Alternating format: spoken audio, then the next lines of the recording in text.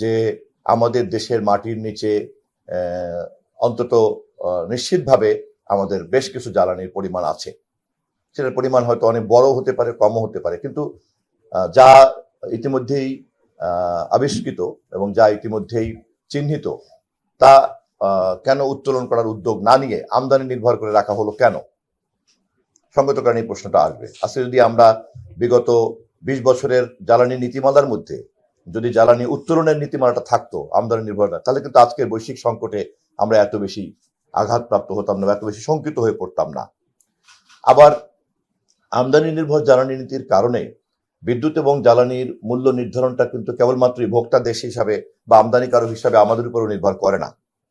এটার একটা বৈশ্বিক মানদণ্ড এবং স্ট্যান্ডার্ডের সাথে কিন্তু আমাদের একটা বাধ্যবাধকতার মধ্যে আমরা পড়ে যাই। এনার্জি রেগুলেটরি কমিশন এটা একটা কোয়াসি জুডিশিয়াল অথরিটি।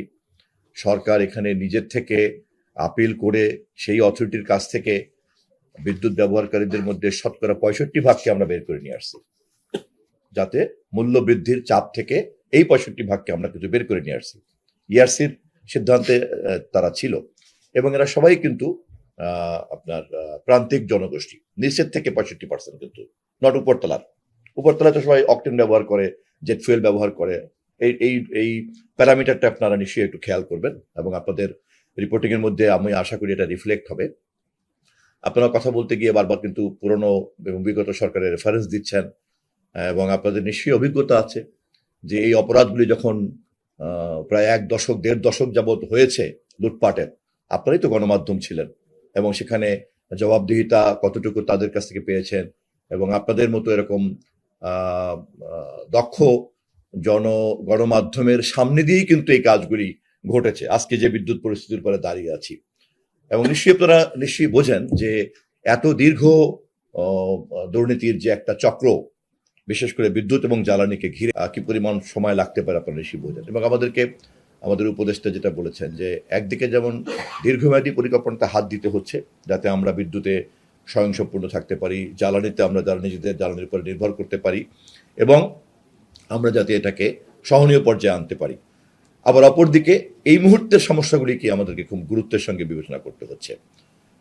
একই সঙ্গে আমাদেরকে মনে রাখতে হচ্ছে যে দেখেন যে 41,000 কোটি টাকার যে ভর্তুকি আমাদেরকে এখনো দিতে হচ্ছে, আমরা যদি আবার অপরদিকে খেলাফি ঋণের দিকে তাকাই, অথবা আমরা যদি আমাদের এখান থেকে মানি লন্ডারিং এর পরিমাণের দিকে তাকাই, আমরা যদি এখানে আমাদের ইনফর্মাল ইকোনমির সাইজের দিকে তাকাই, তাহলে কিন্তু এই 41,000 কোটি টাকা কিন্তু কিছুই না।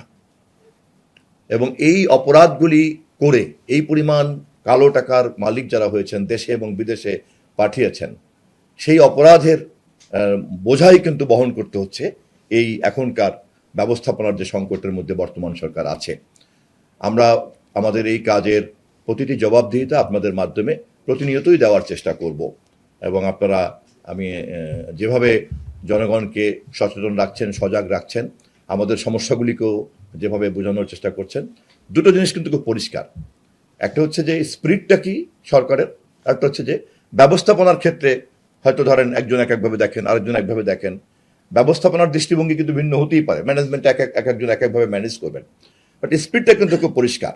একটা দুর্নীতিগ্রস্ত দীর্ঘমেয়াদী অপরাধী এবং দুর্নীতি চক্র অলিগার্কের কাছ থেকে এটাকে বের করে এনে ধীরে ধীরে এটাকে সুস্থ জায়গায় আনতে হচ্ছে।